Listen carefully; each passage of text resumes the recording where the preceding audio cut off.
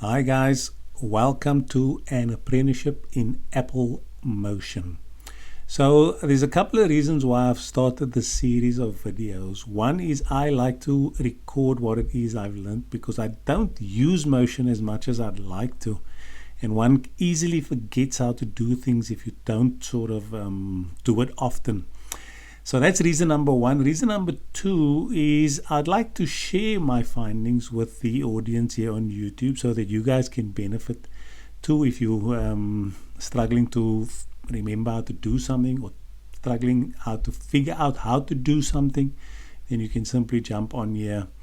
I will from the get-go state that I am an apprentice in Apple Motion, learning the ropes, and so this is a bit of a disclaimer. I'm in no way, shape or form a professional. However, if you do have anything that you could add to, please feel free to do so in the comments and share your findings so that we can all learn together. My videos are going to be reasonably basic, beginner type stuff, but I hope to be doing 1 or 2 of these a week so that my skills in Apple Motion can grow substantially. So if that sounds like something you'll be quite keen on and want to partake with, feel free to subscribe, comment, and join me on the journey. Looking forward to it. Thank you very much.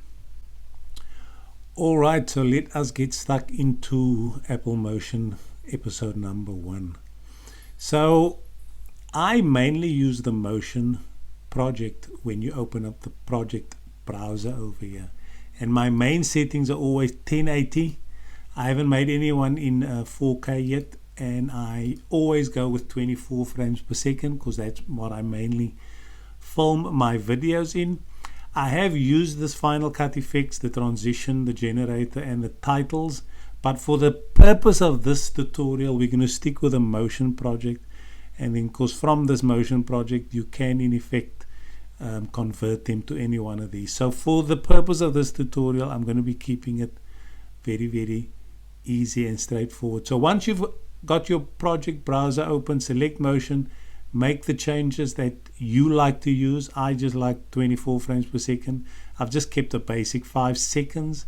You may prefer frames or time code. It is up to you, and my suggestion would be play around with that and experiment, see what it is. These are the ones that I like to use, and then just simply hit open,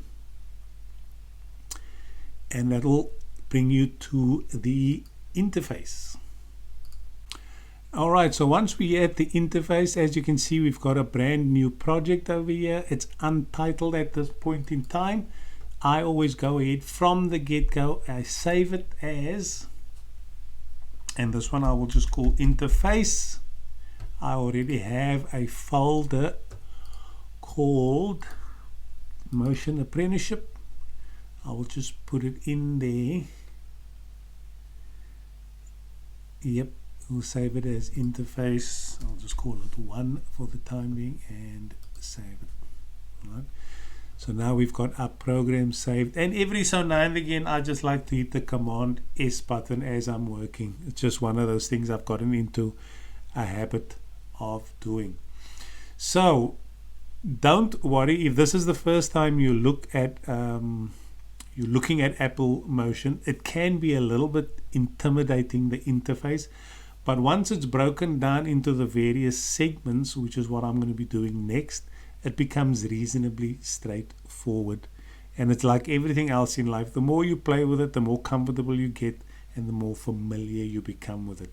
So don't feel intimidated at all if you're seeing all these different components.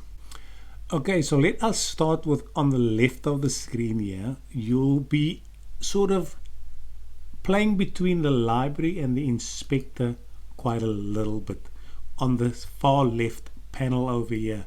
And when you click on any of these options down here, you're going to be getting a series of choices that you can also click on. So that is a group, for example, and within the abstract group you'll have all the different options you can click into there. But I won't be going through that as yet. We'll be doing that later.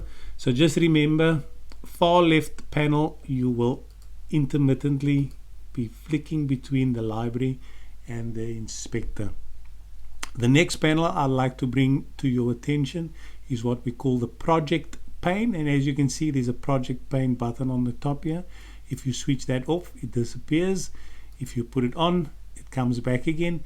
And within that, you've got three main tabs. You've got your layers, the media that you've imported, and your audio. And like the previous pane, we'll be going through it one by one.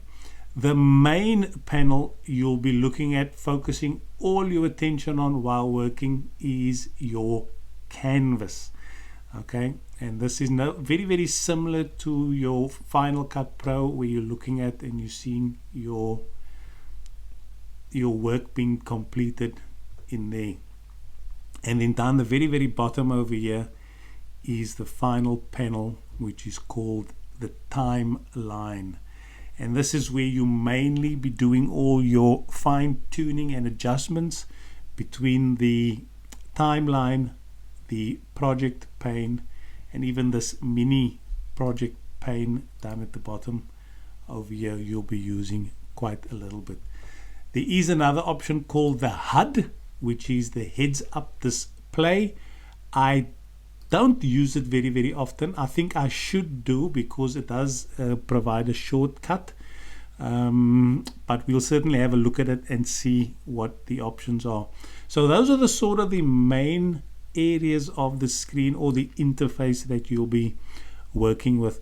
And as we progress through each one, we'll unpack the little individual icons in each and every one of them.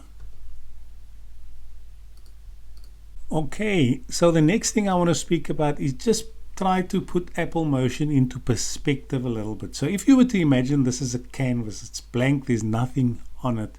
And on your left over here, you've got this library of content, if I could use that word. And in addition to the content, there's certain behaviors that you can use and apply to that particular content.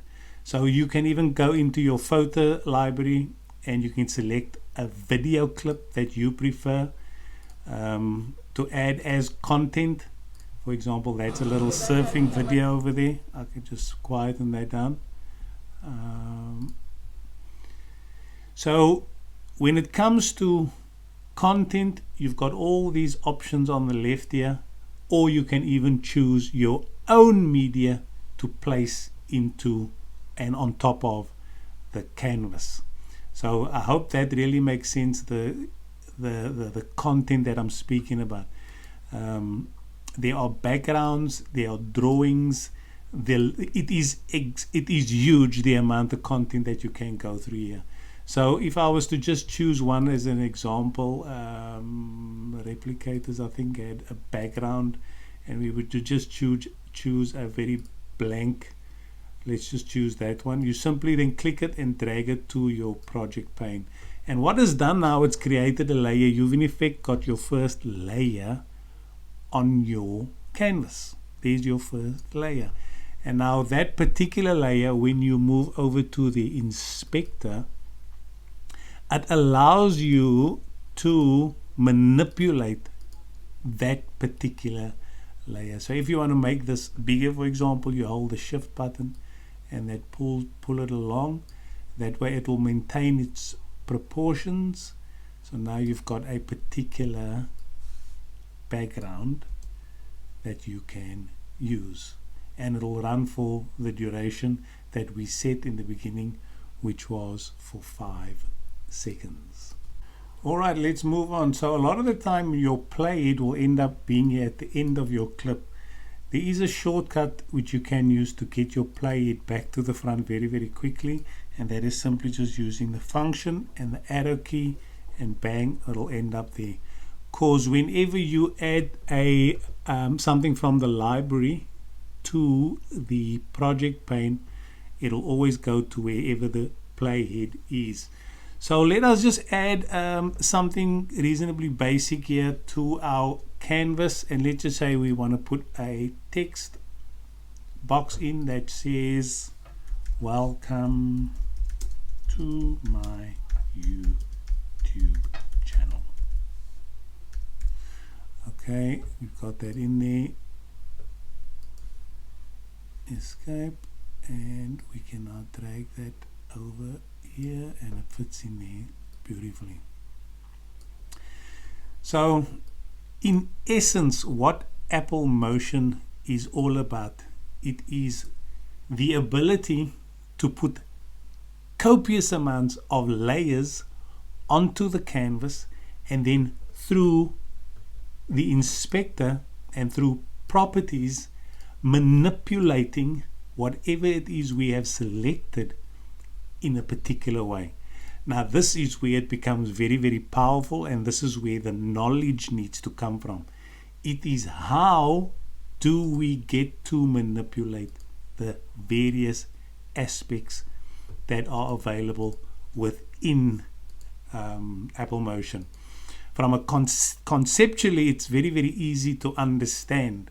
You know, for example, if you wanted to put a bit of a motion path onto this thing, you go on the top here, add a behavior, add a basic motion, and just click motion path, and then the motion path will be added in over there. And depending on what it is you want to do, you could now change that motion path by simply clicking on motion path, going into the inspector, and then manipulating the properties, the behaviors of that motion path as you would see fit. So it becomes very, very powerful knowing how to use the different aspects of every single property in the library. And that is where it becomes very, very time consuming. As you start delving into these replicators and the shapes and the gradients and all the different text styles, it becomes massive what can actually be done here, and it becomes extremely time consuming getting it to the way you want it. But that to me is where the excitement lies. That to me where the learning lies. And you know, it's like everything in the beginning. Keep it simple. I try to shoot for, you know, too complicated things in the beginning. I'm only learning. So that's my advice, is keep it simple, keep it basic. Consider yourself learning an apprenticeship, starting off small, and then build your skills, play around, experiment. It's like everything else in life. We got to spend time doing it. So I think I'm going to wrap it up there, because you know, we can easily get information overload. This is only episode number 1. So my advice would be to simply play around in all the different panes that I explained in your library and inspector pane. Keep it simple, work with texts only. You know, don't worry about generators or particle emitters or anything like that. Just focus on text, keep it simple. Play around with your layers. You know, look at it like a canvas. Your canvas is the first layer, then your first layer of paint, you know, is going to be your first layer. Then you might put a second layer of paint on, and so forth and so on. So your media that you've added will be in over here. So if you want to add your own media in, just remember, go to your photos. You can either do it that way or use the import button.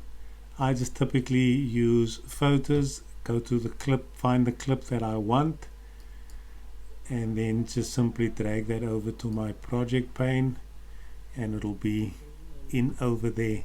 So have a play with it. It is fun, but like I said, try to keep it simple in the beginning, and we will move on to something more trickier next. Alright guys, I'm going to wrap it up there. This video is almost 15 minutes long, but that in essence is what Apple Motion is about. It's about putting things onto a canvas, weaving them together in such a way that it looks aesthetically pleasing, it tells the story, it complements the video, and sort of, you know, it screams your signature style, and just overall adds to the visual cues in your video. So it's exciting, but it is a huge learning curve, And as you can see on the little screenshot I got there, it's just with a little bit of playing around, that sort of already looks half decent.